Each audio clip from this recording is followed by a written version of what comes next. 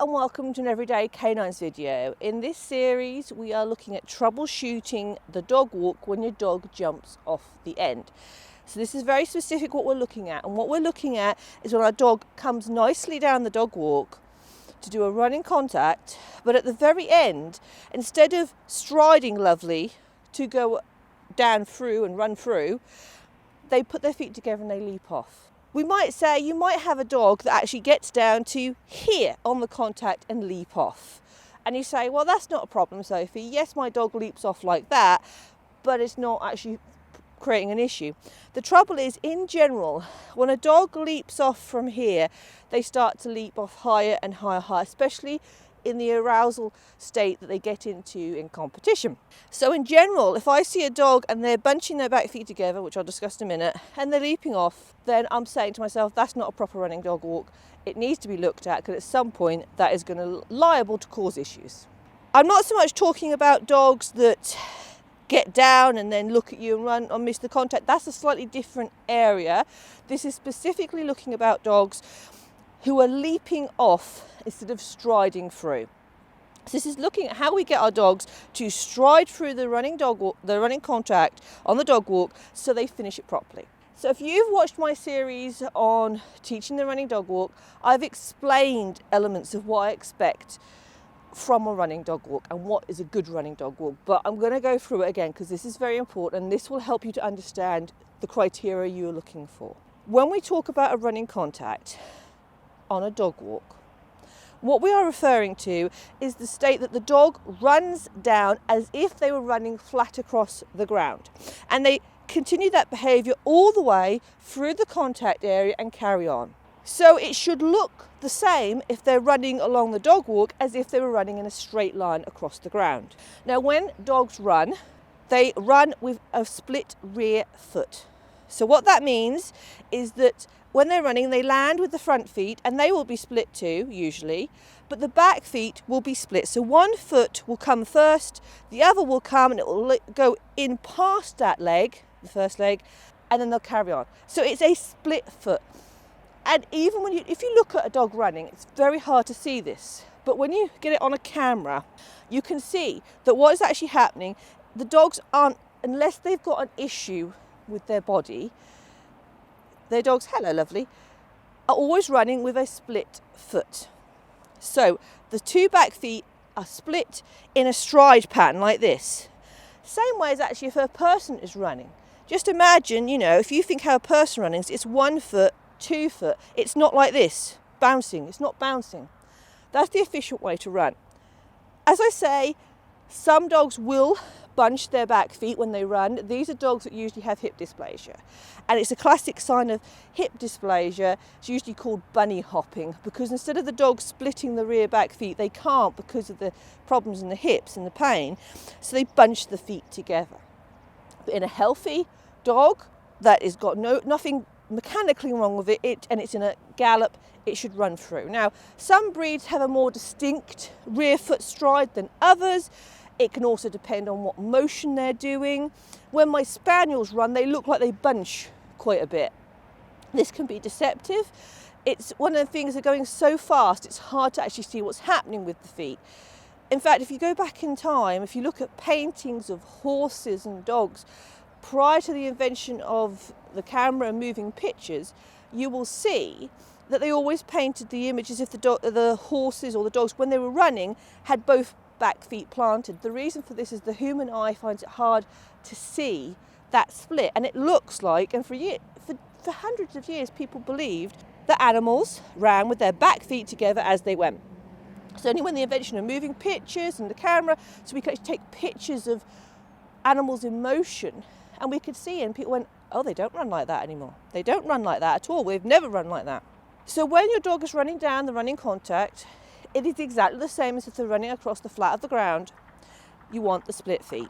If you look at any handler, top handler doing running contacts, and you watch the dog, you can usually see it when you're watching it live, if you like, but you can, if you slow it down, if you get someone video of a top handler and you can slow it down, you will see a good running contact is where the dog has a distinct split foot. I mean, some of these are quite dramatic. They actually look almost absurd when you look at them you know, when they're stills, you think, really, the dog runs like that, because they're quite dramatic, but that is a proper running contact. The problem I see with a lot of people is that they don't appreciate the back foot split and how important it is.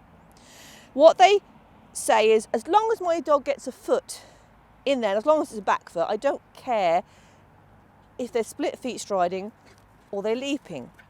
But there is a distinct difference. Now, when a dog jumps a jump, they put their feet together.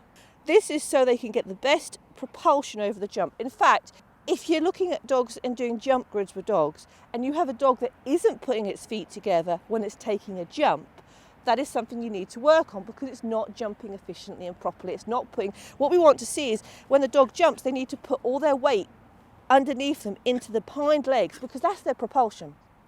And you can't get as much propulsion to jump up when your feet are split as when you can together. So when I see a dog come down a dog walk and they put their feet together at the last moment, what that tells me is that dog jumped off that dog walk. It didn't run through. Okay, so why is this important? Well, I've already said a little bit about that, but here's how it is. If I want a true running contact, the dog needs to appreciate that they keep running all the way through and carry on. It's also the most efficient. Years ago, we did some timing experiments with Sparrow, because she was terrible for getting that rear foot split. And we timed it, and we realised that when she ran through, she was faster, because she wasn't wasting energy. She ran through, it was a smooth motion, she carried on. When she jumped, she effectively had to land, collect, carry on. It was small matters, but it is still important. Secondly, as I said about it before, when a dog starts to leap, first of all, it tells me it doesn't actually understand what the behaviour is that you want. And generally that behaviour will get worse. It might not be worse all the time, it might be in training, it looks good, but often when you then get into competition, then it starts to flare up and you go, oh, my dog is starting to miss their contact. And after perhaps a long season of competing, where you've done more competing than training, you know, in the summer months we can be very busy with shows, we don't get the time to go back and train. That dog walk can start to look really dodgy by the end. And once the dog gets the idea that they can leap, they tend to get higher and higher, because they're getting enthusiastic and they just want to get on with it and propel themselves. It takes an element of self-control to keep that run through. Whereas leaping off, you know, I can do it anywhere. Some people, there's also a factor of people are just concentrating on front foot hits. So for instance, if someone's concentrating on the front foot hitting here, yes, the dog is getting in there, but if they're then leaping, they're not following through. So it's important to understand that, and I can pick up when my dogs run. I can pick up to a degree when they bunch their feet together and when they run through, because I've done a lot of running contacts and I get used to my dogs. But honestly, the best thing to do, especially with fast dog, Magpie is blooming fast, and if I'm in the wrong position, I don't always see it as I want to. The best thing to do is to have a camera filming you. You know, smartphones these days, they've all got camera functions. Set it up on a little tripod or get someone to film you and record it, and then go through it in slow motion and see, what is my dog doing?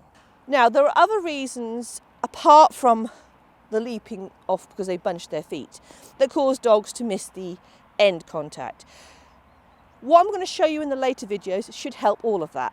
One thing I do notice, and I see it with Swift, I see it with a lot of dogs actually, is that if they look back at the handler when they're running down, that's when the feet bunch and they jump instead of running through. It's just one of the things they do. A lot of this happens. And so what we want to try and do is get that forward motion, and we want to get that head down. Now, I'm going to cover all this in later videos. Getting back to Magpie. I had shaped the running dog walk, and it was looking nice.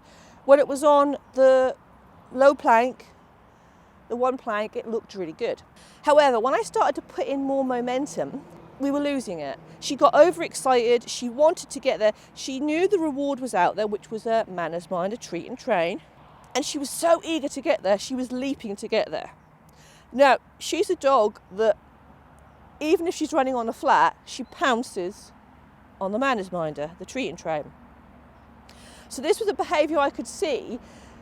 It actually came from how she reacted to the reward. And then it was transferring back and back to the dog walk. If I went back to slightly slower motion, because she had less motion going, she was a shorter distance, the behaviour returned to what it should be, the split feet. But that wasn't any good because I needed it on a full dog walk. I needed it when she'd got lots of speed in there. So I looked and analysed the behaviour, and I asked myself, what do I need to do to change? What is the factor that's causing this bouncing off behaviour, apart from the fact there's a manners minder? Because I could move the manners minder right out over there, say, right out into the distance, and it wouldn't matter, she would still leap.